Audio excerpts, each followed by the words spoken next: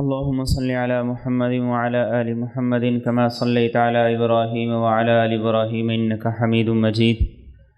اللهم بارك على محمد وعلى آل محمد كما باركت على إبراهيم وعلى آل إبراهيم إنك حميد مجيد. قال الله تبارك وتعالى في القرآن المجيد والفرقان الحميد: أعوذ بالله من الشيطان الرجيم. بسم الله الرحمن الرحيم. يا أيها الذين آمنوا لا تقولوا راعنا وقولوا انظرنا واسمعوا وللكافرين عذاب أليم. وقال تعالى: إنا أرسلناك شاهدا ومبشرا ونذيرا لتؤمنوا بالله ورسوله وتعزروه وتوقروه وتسبحوه بكرة وأصيلا. اللهم صل على سيدنا ومولانا محمد وعلى آل سيدنا ومولانا محمد وبارك وسلم وصل عليه. اللهم صل على سيدنا ومولانا محمد وعلى آل سيدنا ومولانا محمد وبارك وسلم وصل عليه. اللهم صل على سيدنا وسيد ساداتنا وسيد عاداتنا وحبيبنا وحبيب ربنا وصمدنا وأجملنا وأكملنا وأحسننا وأرفقنا وأعلانا وأولانا وأزكانا وأتقانا محمد صلى الله عليه وعلى آله وأهله وذرياته وصحابته ومن تبعهم بإحسان إلى يوم الدين. دین سراسر ادب کا نام ہے. ہمارا دین ہمیں سکھاتا ہی ادب ہے. ماں باپ کا ادب دین سکھاتا ہے، استاد کا ادب دین سکھاتا ہے، بڑوں کا ادب دین سکھاتا ہے، اور دین کے اندر کسی کی بھی بے حرمتی کی، بے ادبی کی گنجائش نہیں. اللہ رب العزت نے قرآن کریم میں ہمیں یہ کہا: لا تسبوا الذین یدعون من دون اللہ فیسبوا اللہ عدوا بغیر علم، کہ جو لوگ اللہ کے علاوہ اور بتوں کی عبادت کرتے ہیں، پرستش کرتے ہیں، فرمایا کہ تم ان کے جھوٹے معبودوں کو بھی گالی نہ دو، ان کے جھوٹے معبودوں کو بھی گالی نہ دو. دلیل سے بات سمجھانا یہ ذمہ داری ہے. گالی گلوچ کرنا اور برا بلا کہنا جس کا فائدہ حاصل کچھ نہ ہو، اس سے منع کیا گیا. فرمایا جھوٹے معبودوں کو بھی گالی نہ دو. کیوں؟ فَيَسُبُّ اللَّهَ عَدْوًا بِغَيْرِ عِلْمٍ، اس لیے کہ وہ جواب میں تمہارے سچے معبود کو، سچے رب اور سچے خدا کو برا بلا کہیں گے. اور وجہ کیا ہوگی؟ وجہ تمہاری گفتگو، تمہاری بدتمیزی اور تمہاری بدزبانی. تو جو دین ہمیں یہاں تک باریکی کے ساتھ ادب کی تعلیم دیتا ہے، تو اس دین نے یہ کیسے ممکن ہے کہ ہمیں ایسی باتوں کی تعلیم دے، ایسے کاموں کی تعلیم دے جو بے ادبی سے تعلق رکھتے ہیں. تو الدین ادب کلہ، دین سراسر ادب کا نام ہے، سراسر ادب کا نام ہے. اس دین سے اگر کسی کو کچھ لینا ہے تو ادب کے بغیر نہیں مل سکتا. بے ادب محروم گشت از فضل رب. شیخ سعدی نے لکھا ہے کہ جو بے ادب ہوتا ہے وہ اللہ کے فضل سے محروم ہی رہتا ہے، اسے کبھی کچھ حاصل نہیں ہو سکتا، اسے کبھی کچھ مل ہی نہیں سکتا. اور یہ جتنے ادب ہیں، ان سارے کے سارے آداب کی بنیاد اور ان کا سرچشمہ وہ ادب رسالت مآب صلی اللہ تعالی علیہ وآلہ وسلم، آپ صلی اللہ علیہ وسلم کی ذات مبارکہ کا ادب.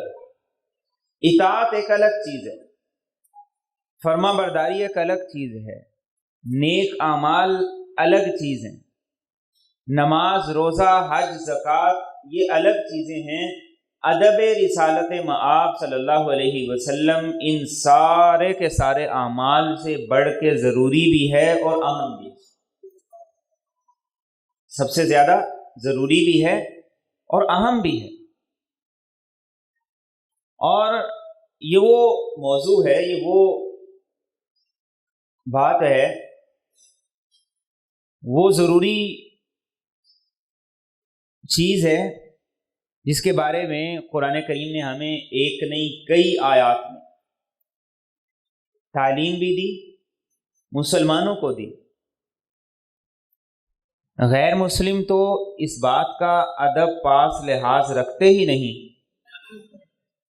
اور اسی لیے تو وہ اللہ کے رسول صلی اللہ علیہ وسلم کی ذات مبارکہ پر کیچڑ اچھالنے کے لیے یہ کہتے ہیں کہ جیسے باقی لوگوں کے بارے میں کھلے عام بات کرنے کی اجازت ہے، یہاں بھی کھلے عام بات کرنے کی اجازت ہونی چاہیے۔ غیر مسلم تو آپ کی ذات مبارکہ کا ادب نہ سمجھتے ہیں نہ سمجھ سکتے ہیں، لیکن قرآن کریم نے یہ ادب مسلمانوں کو سکھایا۔ تو اس سے یہ پتہ چلتا ہے کہ یہ وہ عمل ہے، یہ وہ صفت اور خوبی ہے جس کا مجھے اور آپ کو سیکھنا، میرے اور آپ کے اندر ہونا تمام آداب اور تمام احکامات سے زیادہ ہے۔ اور اس ادب کو قرآن کریم نے سورہ حجرات کی ابتدائی آیات میں بڑے خوبصورت انداز سے بیان، یا ایھا الذین آمنوا، ایمان والوں کو خطاب ہے، مومنوں سے کہا جا رہا ہے، جو ایمان کے دعوے دار ہیں ان سے کہا جا رہا ہے۔ کیا کہا جا رہا ہے؟ لا تقدموا بین یدی اللہ ورسولہ، اللہ اور اس کے رسول سے نہ کسی بات میں آگے بڑھو، نہ کسی کام میں آگے بڑھو، نہ کسی رائے میں۔ جو اپنی رائے کو، اپنی بات کو اللہ اور اس کے رسول کی رائے اور ان کی بات سے پہلے اور بہتر سمجھتا ہے، وہ مومن نہیں ہو سکتا۔ تمہاری رائے، تمہاری بات کتنی بھی وزنی کیوں نہ ہو، سننے والے کو کتنی معقول کیوں نہ لگے، اچھی کیوں نہ لگے، اس کی لاجک کیسی ہی بہتر اور اچھی کیوں نہ ہو، فرمایا اللہ اور اس کے رسول کی بات کے آگے نہ لاؤ۔ اور یہ بڑا خوبصورت ادب ہے، بڑی خوبصورت تعلیم ہے۔ جناب رسول اکرم صلی اللہ علیہ وسلم کی تمام تر سنتیں، آپ کی تمام تر تعلیمات، یہ وہ تعلیمات ہیں جو وما ینطق عن الہویٰ والی زبان سے نکلی ہے۔ اگر وہ کسی سائنسی تجربے کے خلاف ہیں تو اس کا مطلب یہ ہے کہ سائنس ابھی اس مقام تک پہنچی نہیں ہے کہ وہ اس کی حقیقت کو جان سکے۔ اور ایسی بہت سی احادیث ہیں کہ اللہ کے رسول صلی اللہ علیہ وسلم نے کوئی بات ارشاد فرمائی اور سائنسی نظریہ اس سے بالکل مختلف، لیکن وقت کے گزرنے کے ساتھ یہ ثابت ہوا کہ جو کچھ سائنسی نظریہ تھا وہ غلط ہو گیا، اور جو آپ کی بات تھی وہ بالکل حقیقت اور سچ ہے۔ تو لا تقدموا بین یدی اللہ ورسولہ، اللہ اور اس کے رسول کی بات کے سامنے اپنی بات نہ رکھو۔ اور یہ ادب کا تقاضا بھی ہے، ایمان کا تقاضا بھی۔ اس لیے صحابہ کرام رضی اللہ تعالیٰ عنہ اجمعین کی عادت مبارکہ یہ تھی، جہاں آپ کی بات ہوتی تو وہاں بالکل خاموش ہو جاتے، اس کے بعد پھر مزید بات ہی نہیں کیا کرتے تھے۔ اور آپ کی بات اگر سمجھ میں نہ بھی آتی، جب یہ پتہ چل جاتا کہ یہ جناب نبی کریم صلی اللہ علیہ وسلم کا مبارک فرمان ہے، تو اسے قبول بھی کرتے، سنتے بھی، روایت بھی کرتے۔ جیسے آپ صلی اللہ علیہ وسلم نے ایک حدیث مبارکہ میں یہ بات ارشاد فرمائی کہ اگر مکھی پانی میں گر جائے، کسی اور چیز میں گر جائے، تو اسے نکالنے سے پہلے اسے ڈبو کے نکالو، ایسے نہ نکالو۔ آپ صلی اللہ علیہ وسلم یہ فرماتے ہیں اس لیے کہ اس کے ایک پر میں شفا ہے، ایک میں بیماری ہے۔ جب وہ گرتی ہے تو بیماری والا پر نیچے رکھتی ہے، تو تم جب اسے ڈبو کے نکال دو گے تو اس کے شفا والا پر اس کی بیماری کے اثر کو بھی ختم کر دو. یہ بات آپ نے فرمائی، اتھینٹک حدیث ہے، بہت سے صحابہ نے روایت کی ہے، بہت سے صحابہ نے نقل کی ہے. لیکن آج اس چیز کو باقاعدہ طور پر تسلیم کر لیا گیا ہے کہ واقعتاً جو بات رسول اکرم صلی اللہ علیہ وسلم نے فرمائی وہ حقیقت ہے، حقیقت پہ مبنی ہے. تو صحابہ کا جو نظریہ ہوتا تھا وہ یہی ہوتا تھا، لا تقدموا بین یدی اللہ ورسولہ، جو بات اللہ نے فرما دی، جو اس کے رسول نے فرما دی، اب اس کے آگے کوئی رائے نہیں چل سکتی، اور اس عمل کے آگے کوئی عمل بھی نہیں چل سکتا. جیسا عمل آپ نے کر کے دکھایا ویسا ہی کیا جائے گا تو قبول ہوگا، ورنہ قبول نہیں ہوگا. خود اللہ کے رسول صلی اللہ علیہ وسلم کے حیات طیبہ میں عید الاضحیٰ کا موقع تھا. ایک صحابی آئے، یا رسول اللہ صلی اللہ علیہ وسلم مجھے تو پتہ نہیں تھا، اور میں نے کیا کیا، جو قربانی کا جانور تھا وہ عید سے پہلے ذبح کر دیا. اور ذبح اس لیے کیا کہ میں نے سوچا کہ پڑوسی ہیں، کچھ رشتہ دار ہیں جو واقعتاً مستحق ہیں، تو اس قربانی کا گوشت انہیں پہلے پہنچا. نیت بھی بری نہیں تھی. اللہ کے رسول صلی اللہ علیہ وسلم نے ارشاد فرمایا کہ جس نے ہمارے طریقے کے خلاف کیا، جس نے نماز عید سے پہلے قربانی کی، اس کی قربانی قبول نہیں. کرنے والے کون ہیں؟ صحابی اور رسول ہیں. اور کر کیوں رہے ہیں؟ اچھی نیت سے، اچھے جذبے سے، اچھے ارادے سے، اپنی ذات کے لیے نہیں کر رہے. یہ بات ہمیں بھی جاننی سمجھنی ہے. دین اطاعت اور اتباع کا نام ہے، دین مرضی خواہش کا نام نہیں ہے. دین اطاعت اور اتباع کا نام ہے، دین خواہش اور مرضی کا نام نہیں ہے. اطاعت اور اتباع سے جو اثرات نکلیں گے وہ دائمی اور دیر پا ہوں گے، اور جو میں اور آپ اپنی خواہش اور اپنی مرضی کے طور پہ کریں گے اس کے اثرات ہو سکتا ہے ان میں فائدہ کم ہو، نقصان زیادہ ہو، نفع کم ہو، ضرر زیادہ ہو. تو وہ سارے کے سارے کام جو ہم اپنی خواہش، اچھا لگنے کی وجہ سے، بہتر لگنے کی وجہ سے، خوشنما نظر آنے کی وجہ سے اللہ کے رسول صلی اللہ علیہ وسلم کی اتباع اور اطاعت کی خلاف ورزی میں کریں گے، وہ سارے کے سارے کام چاہے ظاہری اعتبار سے دیکھنے میں کتنے بھی فائدے کے ہوں، وہ کبھی بھی فائدہ مند نہیں ہو سکتے، ان کے اندر کبھی خیر آ ہی نہیں سکتی. تو صحابی کی جو بات تھی، ان کا جو جذبہ تھا وہ بڑا خوبصورت تھا، لیکن آپ نے فرمایا کہ تمہارا خوبصورت جذبہ میرے عمل، میری اطاعت، میری تعلیمات کے مقابلے میں درست نہیں ہے، اس لیے قربانی بھی قبول نہیں.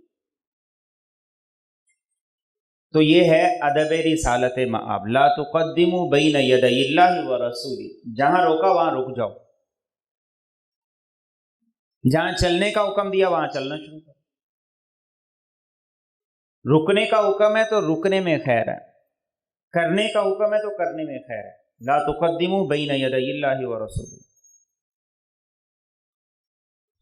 تو تمہاری بات، تمہاری رائے، تمہارا عمل اللہ اور اس کے رسول کے عمل، ان کے حکم اور ان کی رائے سے آگے نہ بڑھے.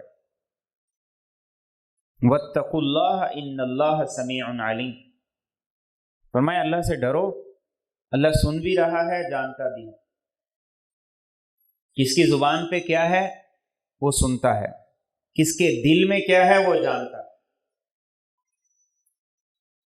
اور فرمایا یا ایھا الذین آمنوا. اب یہ دوسری آیت ہے، اے ایمان والو، لا ترفعوا اصواتکم فوق صوت النبی. کہ آپ صلی اللہ علیہ وسلم کی آوازوں سے اپنی آوازوں کو بلند نہ کرو.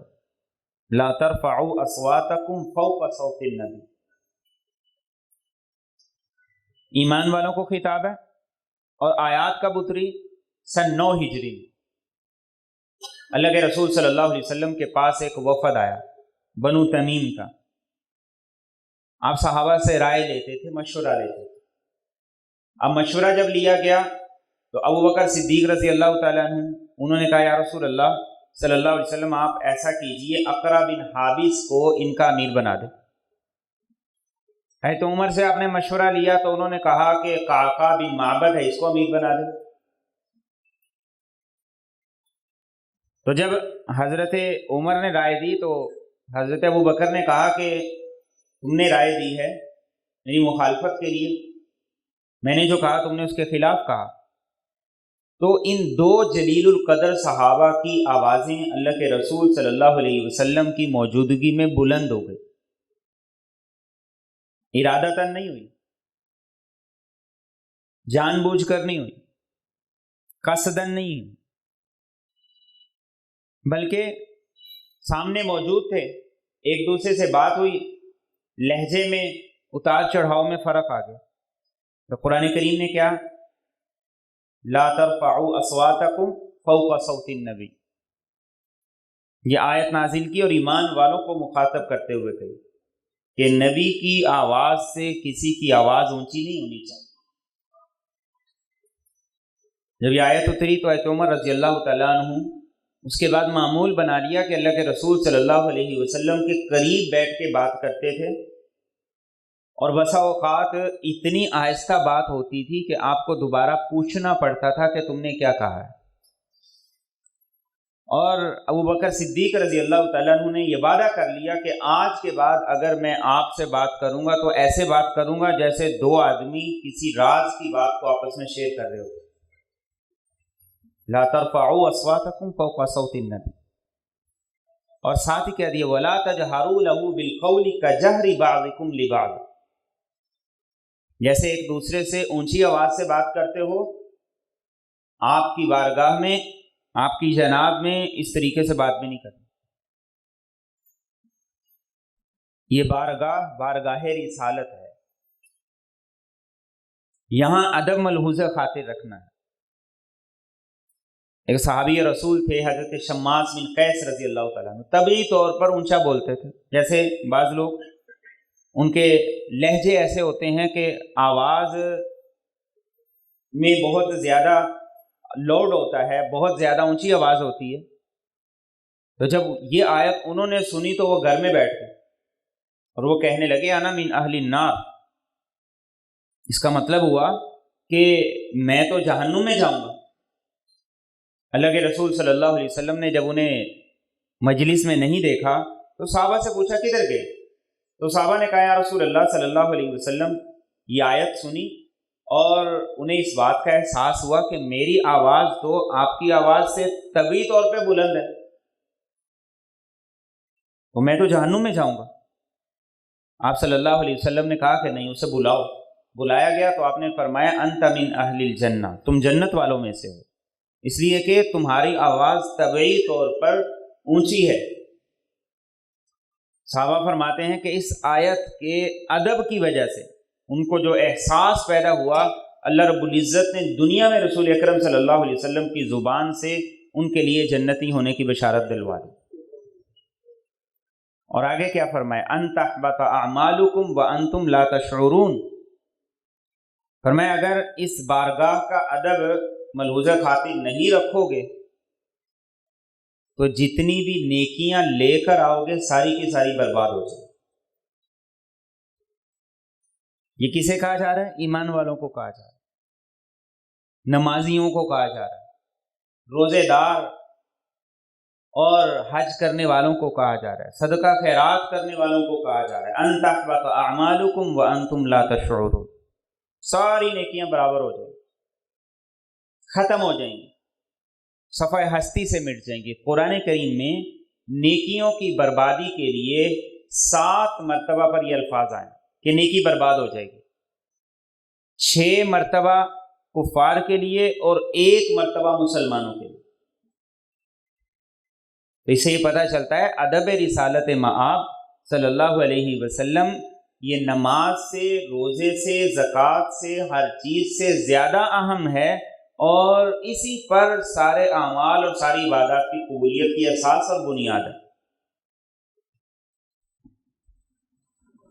اور پھر اگلی آیت میں مزید اسی کی تاکید کی، ان الذین یغضون اصواتهم عند رسول اللہ اولئک الذین امتحن اللہ قلوبهم للتقوی لہم مغفرۃ واجر عظیم۔ فرمایا کہ وہ لوگ جو اپنی آوازوں کو اللہ کے رسول صلی اللہ علیہ وسلم کے سامنے پست رکھتے ہیں، فرمایا کہ یہی وہ لوگ ہیں جو تقوی والے ہیں، متقی ہیں، پرہیزگار ہیں۔ گویا وہ شخص متقی ہو ہی نہیں سکتا جو آپ کی ذات مبارکہ کے ادب کو ملحوظ خاطر نہیں رکھتا۔ اور فرمایا کہ ایسے لوگوں کی اللہ مغفرت کر دے جو آپ کا ادب ملحوظ خاطر رکھتے ہیں۔ ایسے لوگوں کے نامہ اعمال میں اللہ صرف اس ادب کی برکت سے بہت اجر لکھ دیتے ہیں، بہت عظیم اور بہت بڑا اجر لکھ دیتے ہیں۔ اور پھر مزید فرمایا ان الذین ینادونک من وراء الحجرات اکثرهم لا يعقلون ولو انہم صبروا حتی تخرج الیہم لکان خیرا لهم واللہ غفور الرحیم۔ اب اسی وفد کے لوگ، بنو تمیم کے لوگ اللہ کے رسول صلی اللہ علیہ وسلم کے پاس جب آئے، آپ گھر میں تشریف لے جا چکے تھے، اور آپ کا جو گھر کا معمول تھا وہ یہ تھا کہ گھر کے اوقات میں سے ایک حصہ ازواج مطہرات کے لیے ہوتا تھا، ان سے بات چیت گفتگو کے لیے، ایک حصہ ہوتا تھا عبادت کے لیے، اور ایک حصہ تھا اپنے آرام کے لیے۔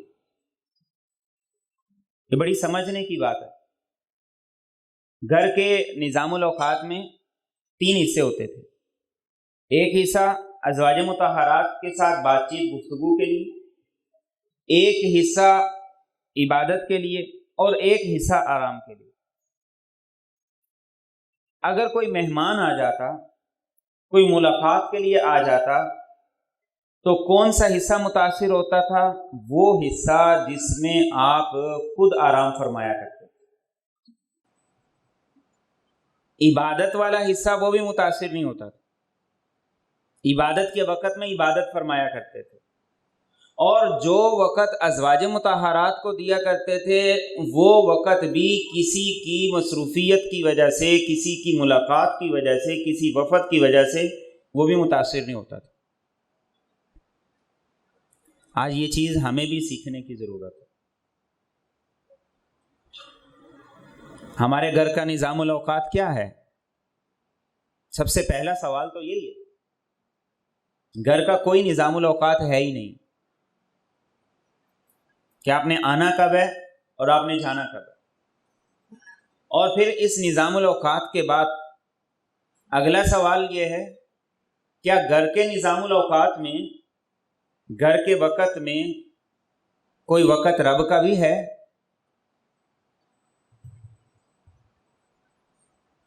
گھر کے وقت میں کوئی وقت عبادت کا بھی ہے؟ اور پھر اس سے اگلا سوال یہ ہے کہ گھر کے وقت میں کوئی وقت ایسا بھی ہے جو صرف بیوی بچوں کے لیے؟ میرے اور آپ کے نبی کی زندگی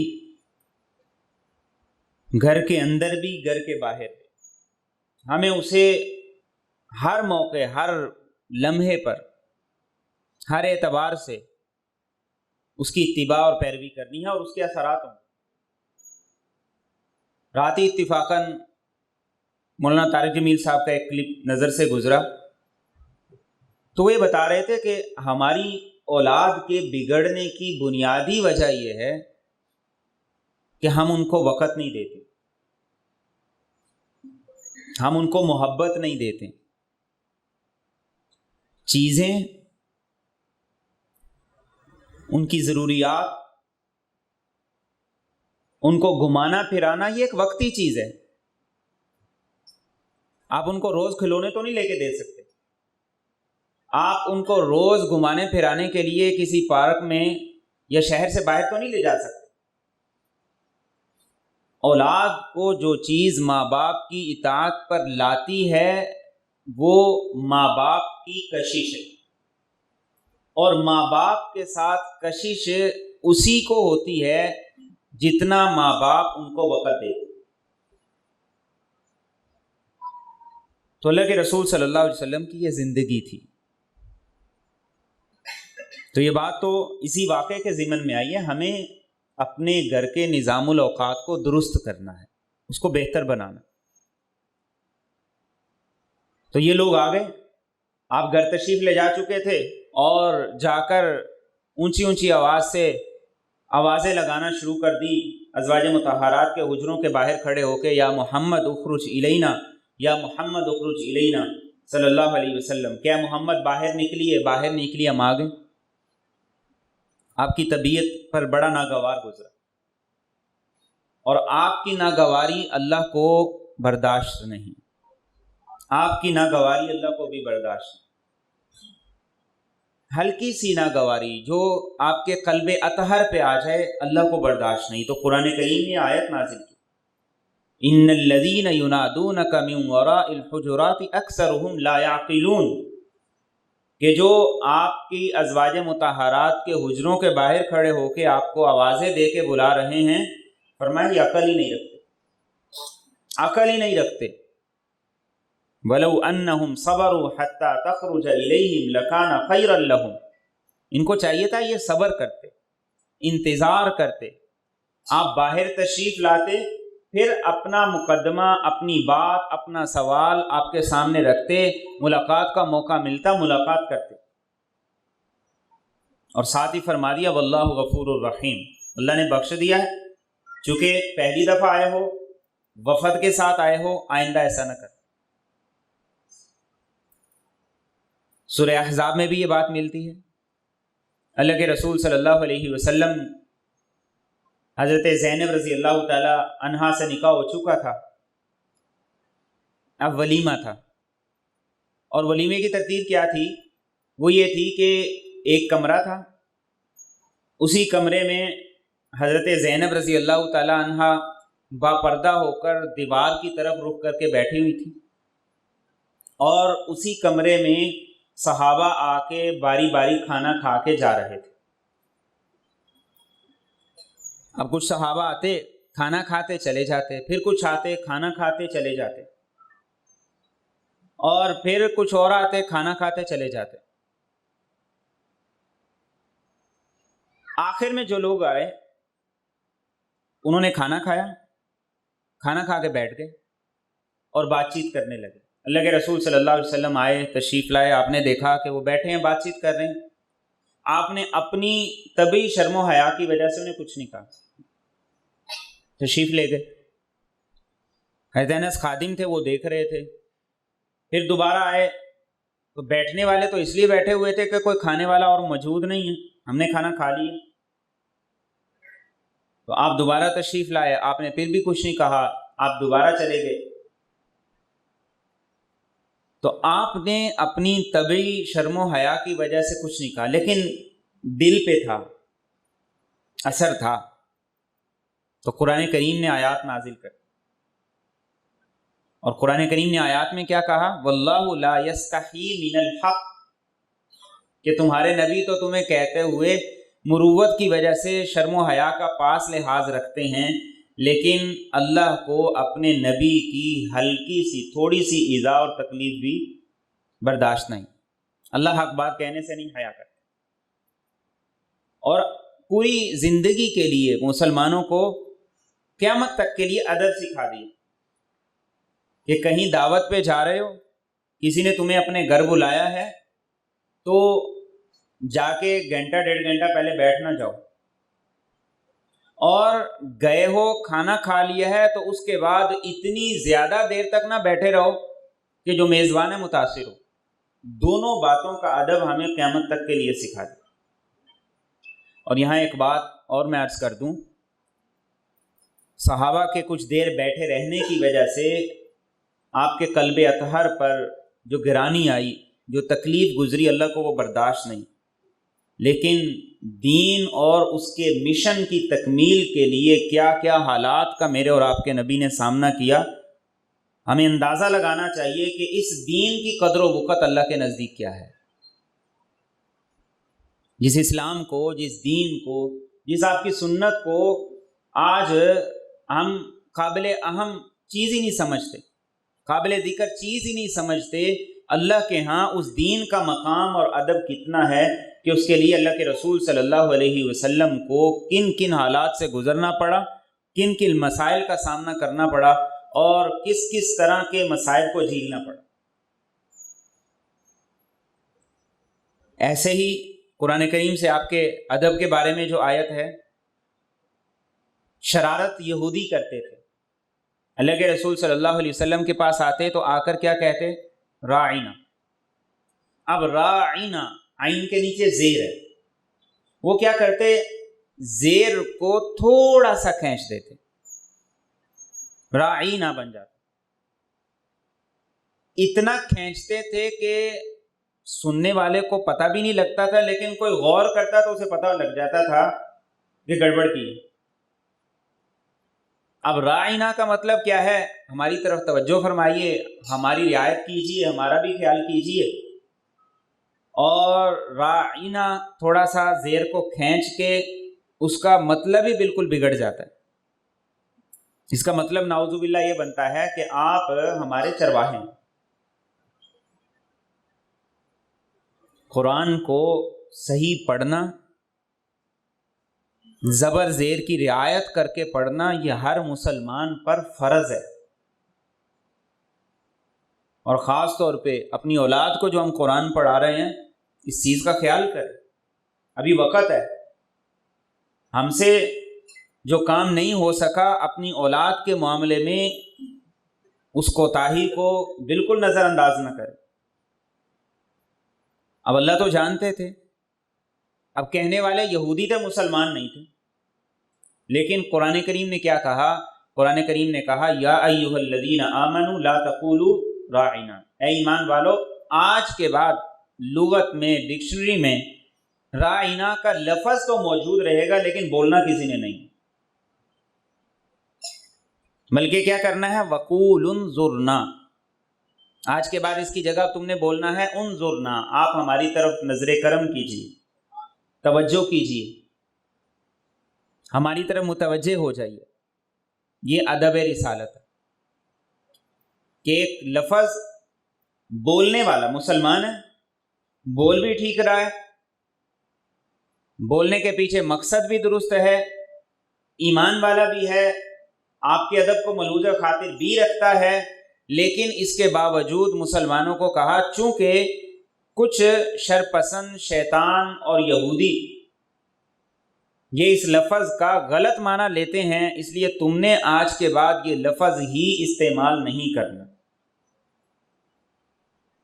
تو یہ آپ کا ادب ہے جو قرآن نے مجھے اور آپ کو سکھایا، اور صحابہ کی زندگیوں میں یہ ادب حقیقی معنوں میں نظر آتا ہے۔ اللہ کے رسول صلی اللہ علیہ وسلم خطبہ ارشاد فرما رہے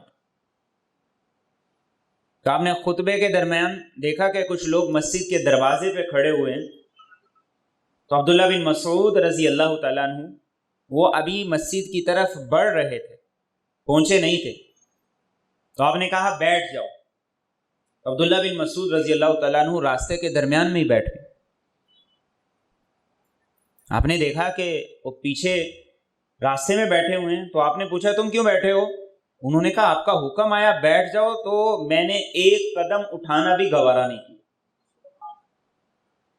یہ ہے ادب رسالت مآب صلی اللہ علیہ وسلم، اور یہی آواز اللہ کے رسول صلی اللہ علیہ وسلم کی ایک مرتبہ عبداللہ بن رواحہ رضی اللہ تعالیٰ عنہ وہ فرماتے ہیں کہ اونٹوں کا میرا باڑا تھا، میں وہاں پہ کام کر رہا تھا، اللہ کے رسول صلی اللہ علیہ وسلم کی آواز میرے کان میں پڑی بیٹھ جاؤ، میں اپنا کام چھوڑ کے وہیں پہ بیٹھ گیا۔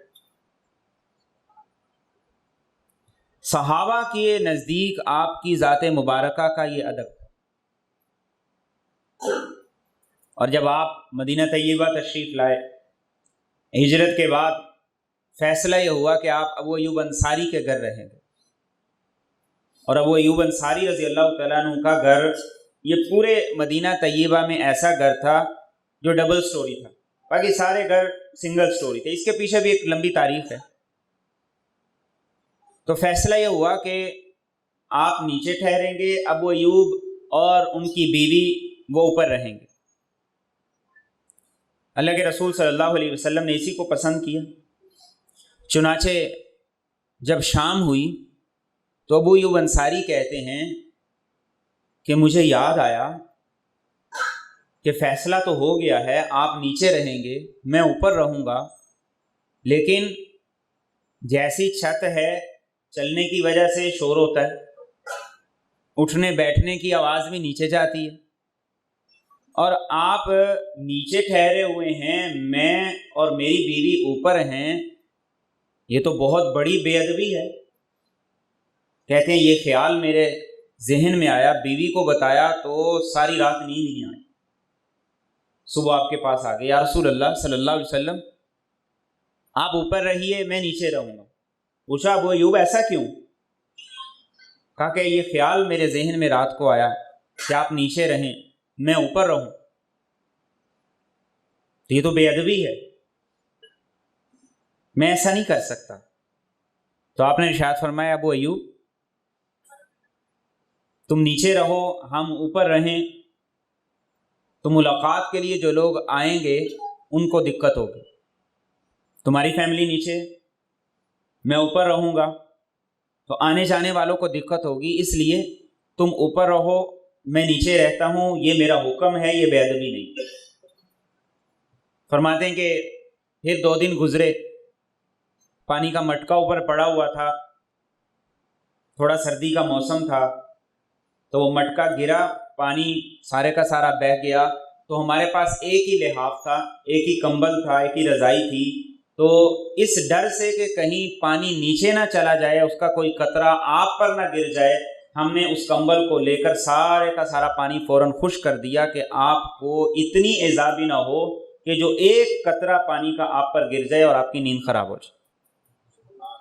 یہ تھا ادب رسالت صحابہ کی نظروں کہ وہ اس بات کو بھی گوارا نہیں کرتے تھے، اور جب آپ چلتے تھے تو صحابہ آپ کے برابر نہیں چلتے تھے، پیچھے چلتے تھے، اور جب آپ گفتگو فرماتے تھے تو صحابہ آپ کی گفتگو کے وقت ایسے خاموش ہوتے تھے، محدثین لکھتے ہیں کہ گویا کہ ان کے سروں پر پرندے بیٹھے ہوئے، اور جب آپ لعاب دہن پھینکتے تھے تو کبھی وہ زمین پہ نہیں گرتا تھا، کسی کے ہاتھ پہ آتا، کسی کے بازو پہ آتا، اور جس کے ہاتھ اور بازو پہ آتا لوگ اس سے لے لے کر اپنے بدن اور اپنے جسموں پہ مل لیا کرتے تھے، اور آپ کے وضو کا پانی صحابہ زمین پہ نہیں گرنے دیتے تھے، آپ کے وضو کے پانی لینے کے لیے ایک دوسرے سے آگے بڑھتے تھے کہ آپ کے وضو کا پانی مجھے مل جائے، اس کی برکت مجھے حاصل ہو جائے۔ اور آپ کی مجلس میں صحابہ ایسے بیٹھتے تھے کہ ان کی نظریں آپ کی طرف نہیں اٹھا کرتی تھی، نظریں جھکا کے بیٹھتے تھے۔ عمر بن عاص رضی اللہ تعالیٰ عنہ کہتے ہیں کہ اللہ کے رسول صلی اللہ علیہ وسلم کا اگر مجھ سے کوئی پوچھے کہ حسن و جمال کیسا تھا، حلیہ اور شکل و صورت کیسی تھی، تو اللہ کی قسم میں بتا ہی نہیں سکتا ہوں، اس لیے کہ میں نے زندگی میں کبھی بھی آپ کے چہرہ انور کو، آپ کے رخ انور کو ادب کی وجہ سے نظریں اٹھا کے، نظر بھر کے دیکھا ہی نہیں۔ اتنا آپ کے ادب کا لحاظ صحابہ کیا کرتے۔ خلیفہ ابو جعفر منصور امام مالک کے ساتھ مسجد نبوی میں آیا تو کوئی مسئلہ آپ سے پوچھ رہا تھا، تو اس نے آواز بلند کی، تو امام مالک رحمۃ اللہ علیہ نے کہا کہ اللہ کا فرمان ہے لا ترفعوا اصواتکم فوق صوت النبی، نبی کی آوازوں سے تمہاری آوازیں بلند نہیں ہونی چاہیے۔ اور اللہ نے ان لوگوں کی تعریف کی ہے جو آپ کے پاس آ کے اپنی آواز کو پست رکھتے ہیں، ان الذین یغضون اصواتہم، اور اللہ نے ان لوگوں کی مذمت کی ہے جو یہاں آ کے اونچی آواز سے بات کرتے ہیں، ان الذین ینادونک من وراء الحجرات، اور یہ خلیفہ وقت کو سکھا رہے ہیں، خلیفہ وقت کو سکھا رہے ہیں۔ اور پھر امام مالک رحمۃ اللہ علیہ نے جو بات کی، ہمارے پلے باندھنے کی۔ ویسے بھی عمرے کا سیزن ہے، لوگ کثرت سے عمرے پہ جا رہے ہیں۔ امام مالک رحمۃ اللہ علیہ نے فرمایا کہ آپ کی ذات مبارکہ کا جو ادب آپ کی زندگی میں تھا وہی ادب آپ کے دنیا سے پردہ فرما جانے کے بعد بھی ہے۔ اس مسجد میں نہ کوئی آواز بلند کرے، نہ کوئی کسی کو آواز دے، نہ کوئی کسی کو پکارے، اور چلے بھی تو ادب سے چلے، چلے بھی تو نظریں جھکا کے چلے، ایسے ہی چلے جیسے خود اللہ کے رسول صلی اللہ علیہ وسلم تشریف فرما ہیں، نظریں بھی جھکی ہوئی ہوں، ادب کا بھی پورا خیال ہو، ایک ایک قدم اس انداز سے اس طریقے سے رکھا جائے کہ آپ کے ادب کو ملحوظ رکھا جائے۔ اور پوری مسجد نبوی محدثین نے، فقہاء نے یہ بات لکھی ہے، اس کا یہی حکم ہے۔ آپ مسجد نبوی میں ہیں تو آپ کسی کو آواز دے کر مسجد کے احاطے میں نہیں بلائیں، خود اس کے پاس چل کے جائیں۔ اور یہ بات خود حضرت عمر رضی اللہ تعالیٰ عنہ نے بھی کچھ لوگوں کو سکھائی۔ اونچی آواز سے بات کر رہے تھے تو آپ نے مسجد سے ایک چھوٹی سی کنکری اٹھا کے ان کی طرف پھینکی اور بلایا، پوچھا کدھر سے آئے ہو؟ انہوں نے کہا کہیں باہر سے آئے ہیں۔ آپ نے فرمایا تمہیں پتہ نہیں ہے کہ مسجد رسول ہے؟ یہاں کا ادب ضروری ہے، اگر تم یہاں کے ہوتے تو ایسی سزا دیتا کہ دنیا یاد رکھے۔ آپ کی زندگی میں جو آپ کا ادب تھا وہ آپ کے دنیا سے پردہ فرما جانے کے بعد بھی ویسے ہی۔ تو روزہ رسول پہ حاضری وہ اسی ادب کو ملحوظ خاطر رکھتے ہوئے ہونی چاہیے۔